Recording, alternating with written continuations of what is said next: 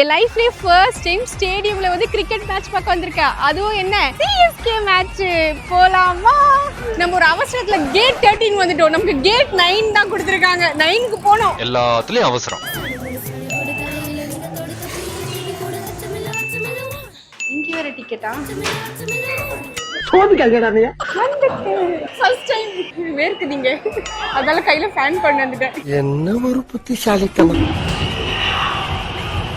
இப்போ வந்து 14 ஓவர்ஸ் முடிஞ்சிருக்கு. அந்த கேப்ல நம்ம கொஞ்சம் சாப்பிட்டு வரலாம். நம்ம ஹாஸ்பிட்டாலிட்டி லாஞ்சில் இருக்கோம். கண்ணு கெட்டின வரைக்கும் எல்லாம் அன்லிமிட்டடா ஃபுட் வச்சிருக்காங்க. சாப்பிட்டு போய் திரும்பி மேட்ச் பார்ப்போம். நல்ல பிள்ளை மாதிரி கொஞ்சம் கொஞ்சமாக ஃபர்ஸ்ட் சாப்பிட்டு அப்புறம் செகண்ட் ரவுண்ட் நிறைய சாப்பிட்டு. நான்வெஜ் இல்லையா இங்க? ஓகே, கொஞ்சம் பயந்துட்டேன் ப்ரோ.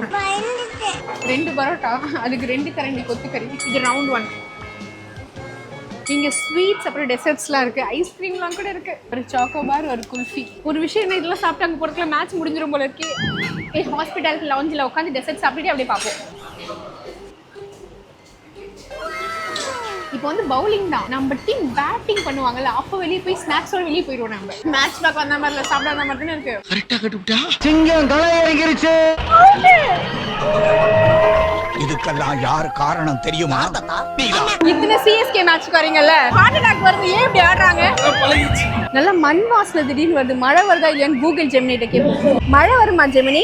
இன்னைக்கு சென்னையில மழை பெய்யறதுக்கு அதிக வாய்ப்பு இல்ல. ஜெமினியே சொல்லிருச்சு மழை இன்னைக்கு அவ்வளவு வராது. அதாவது மேட்ச் அழகா பார்த்துட்டு நிம்மதியா வீட்டுக்கு போலாம்.